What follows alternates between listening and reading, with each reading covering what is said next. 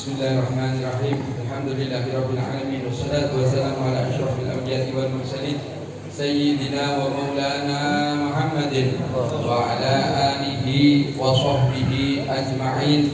Amma ba'd. Alhamdulillah, hadirin hadirat rahimakumullah. Usikum wa nafsi bitaqwallah. Qala Allah Ta'ala fil Qur'anil Karim, wa man yattaqillaha yaj'al lahu makhraja wa yarzuqhu min haitsu la yahtasib. Alhamdulillah, hadirin hadirat rahimakumullah. Kita semuanya dipilih oleh Allah Subhanahu wa taala, ditakdir dikumpulkan di salah satu tempat yang dimuliakan oleh Allah Subhanahu wa taala, di Masjid Ibadur Rahman, dalam rangkaian safari Maulid malam ke-27. Semoga apa yang kita lakukan malam ini mendapatkan keridhaan dari Allah Subhanahu wa taala. Semoga apa yang kita lakukan malam ini menjadikan bahagia baginda Nabi Agung Muhammad sallallahu alaihi wasallam. Semoga apa yang kita lakukan malam ini menjadi bahagia, bangga, dan menjadikan kabar gembira bagi almarhum, almarhumah dari keluarga kita masing-masing, insyaallah. Allahumma amin. Sholawat serta salam semoga selalu tercurah pada junjungan kita yang mulia baginda Nabi Agung Muhammad sallallahu alaihi wasallam beserta seluruh keluarga beliau, sahabat beliau, para pengikut beliau, termasuk kita semuanya ila yaumil qiyamah, insyaallah. Amin. Hadirin hadirat rahimakumullah. Wau Soibul Bait Haji Nur Rahman meminta kepada saya untuk berdoa semampu saya. Ini repot. Doa sak mampu kula ini repot kan saya.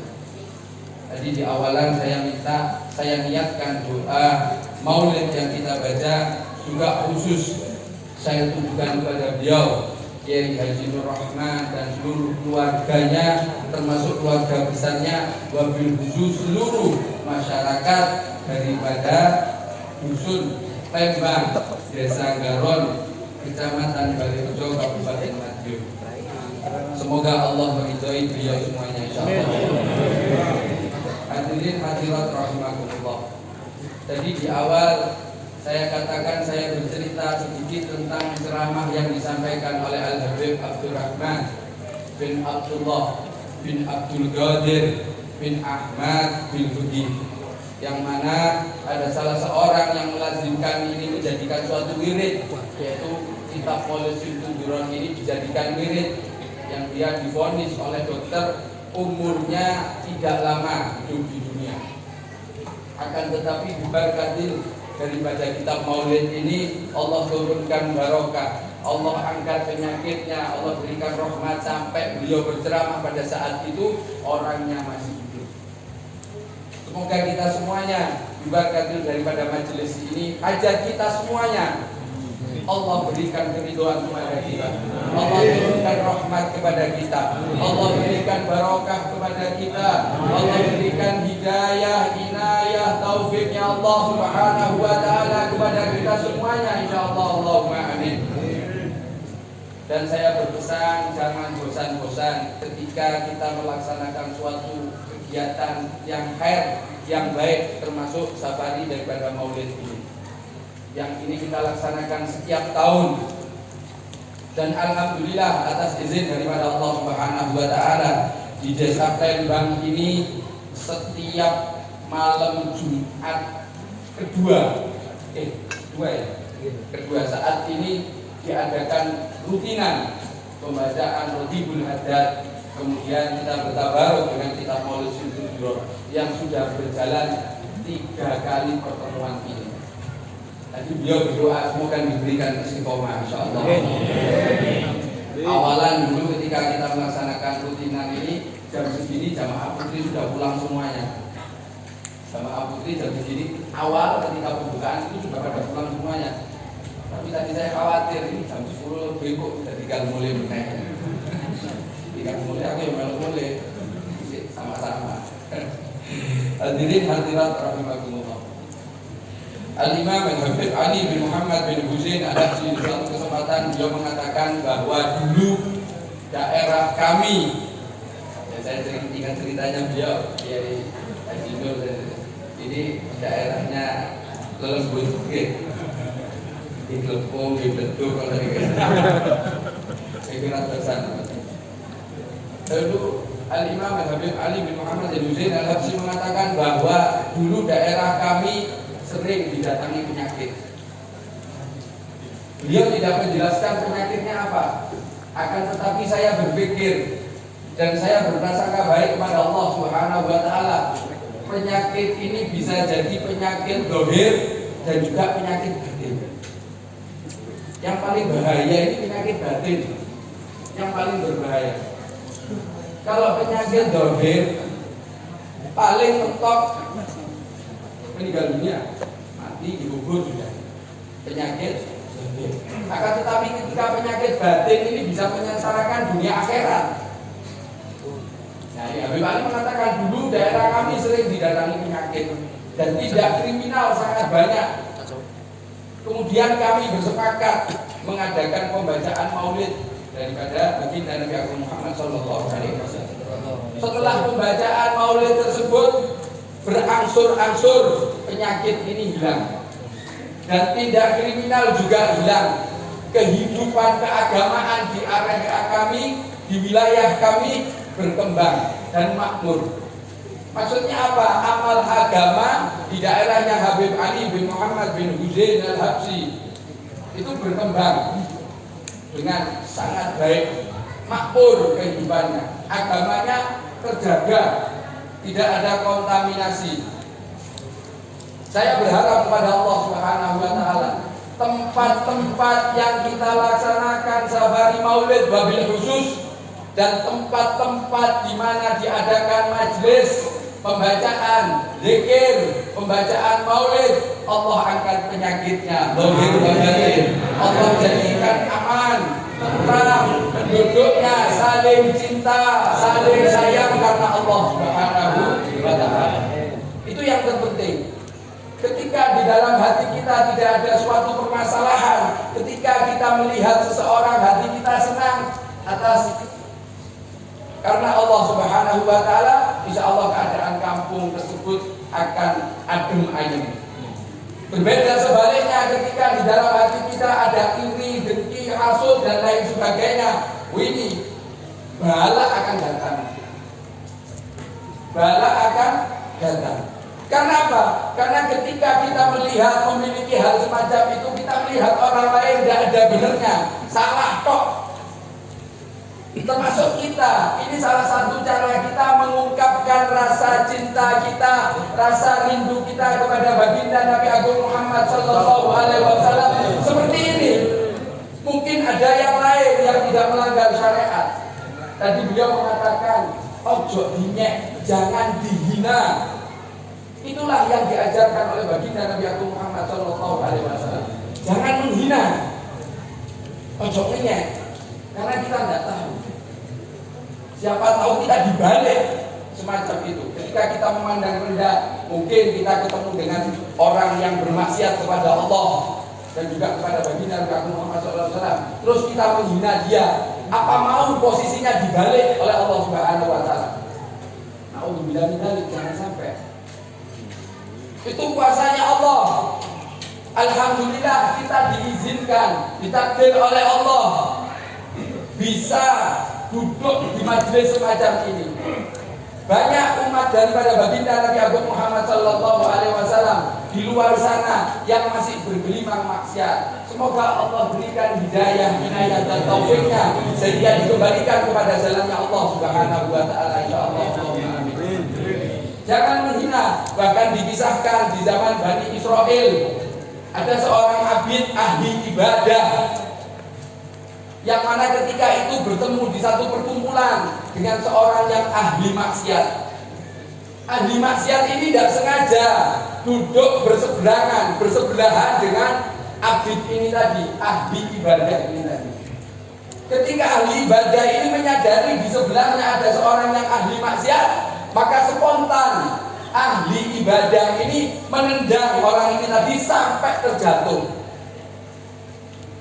Ketika ahli maksiat ini terjatuh, dia sangat marah besar, sehingga ahli ibadah ini didorong sehingga terjungkal jatuh ke tanah, kemudian kepalanya ini dipijak oleh ahli maksiat ini tadi.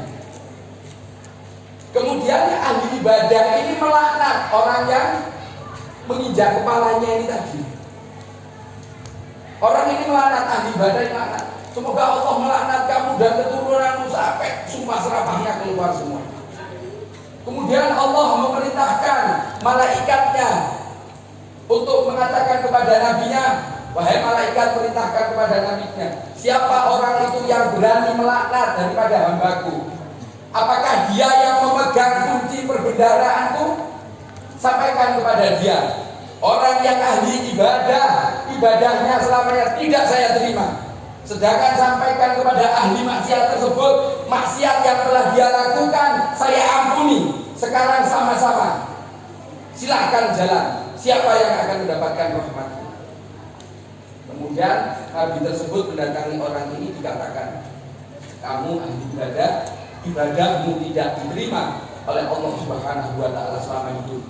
Kemudian kamu ahli maksiat, maksiat yang kau lakukan kepada Allah Subhanahu wa taala oleh Allah diampuni atas rahmat Allah Subhanahu wa taala kepada kamu. Sekarang kamu berjalan berdua. Sampai mana yang mendatangkan daripada rahmat Allah Subhanahu wa taala?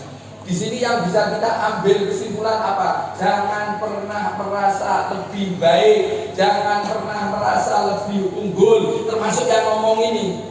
Mentang-mentang berdiri merasa lebih baik, jangan.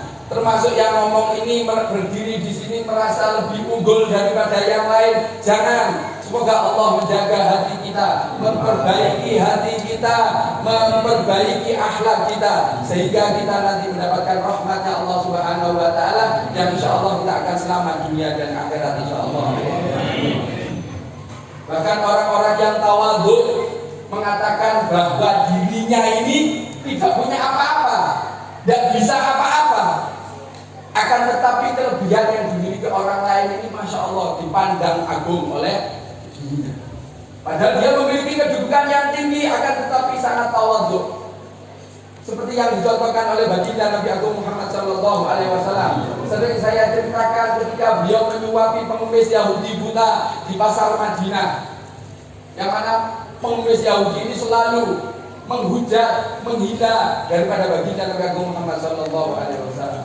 Akan tapi beliau Sallallahu Alaihi Wasallam tidak bergeming, tetap menyuapi orang ini. Bahkan makanan yang disuapi ini bukan hanya makanan diambil kemudian disuapkan di mulutnya, bukan. Akan tetapi dikunyah dulu, dilembutkan. Yang mana pengemis Yahudi buta ini tidak sulit-sulit untuk mengunyah makanan. Ketika dikeluarkan dari mulut yang mulia baginda Nabi Agung Muhammad Sallallahu Alaihi Wasallam, dimasukkan ke pengemis Yahudi buta ini, langsung dia telan.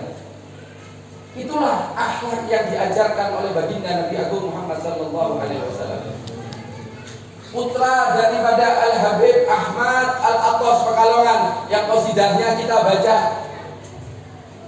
Habib Abdullah mengatakan bahwa abahnya ketika beliau ini sedang sakit dengan segerbong obat, ketika Habib Ahmad Tempel Jogja meninggal dunia, dia mengatakan kepada keluarganya pada saat itu beliau sakit, mengatakan keluarganya bahwa saat ini beliau akan pergi ke Jogja untuk hormat kepada Habib Ahmad Tempel yang sudah meninggal dunia. Keluarganya ini iba dengan Habib Ahmad Al-Atas tadi. Sepertinya dilarang, akan tapi beliau tetap bersikeras. Apa daripada kesimpulan cerita ini? Habib Abdullah mengatakan bahwa inilah akhlak. Jangan mengatakan akhlak kalau tidak ada pengorbanan. Jangan mengatakan akhlak kalau tidak ada pengorbanan. Beliau sakit, Habib Ahmad sakit, ingin hormat kepada Habib Ahmad Tempel Jogja ketika beliau meninggal dunia. Beliau akan ke sana dengan mengerahkan segala upayanya untuk berangkat ke sana. Kalau sekarang mungkin jalannya enak, kalau zaman dulu Habib Ahmad sudah lama jalannya belum senyaman saat ini. Beliau berupaya menekan nafsunya untuk bisa hormat kepada sahabatnya Habib Ahmad Tempel. Begitu juga kita, jangan mengatakan akhlak kalau tidak ada pengorbanan, baik zahir ataupun batin. Yang terpenting yang kita usahakan adalah batin, yaitu nafsu kita. Kita tekan, kita minta kepada Allah agar kita ditolong sehingga nafsu kita dirahmati oleh Allah Subhanahu wa taala. Inna nafsa la'ammarati bisu illa ma rahimah rabbi. Semoga kita semuanya mendapatkan rahmat daripada Allah. Banyak kekurangan dari saya, banyak kesalahan, ucapan yang tidak cocok, menyinggung di hati para jamaah. Wabil khusus ibunda saya, mohon dimaafkan kerancangan daripada putramu ini. Semoga Allah memberikan keridhaan kepada kami semua. Anak-anakku koridor. Ya Allah, ajarkan usia kami, ya Allah. Ajarkan usia daripada kedua orang tua kami, ya Allah. Bahagiakan hatinya, mudahkan urusannya dunia dan akhirat, ya Allah, ya Rabb. Al-hadini wal bunyati salihah min khalqati dunya wal akhirah wa ila hadrati Nabi Muhammadin sallallahu alaihi wasallam wa sallim wa barik alaihi wa ala alihi al-Fatihah.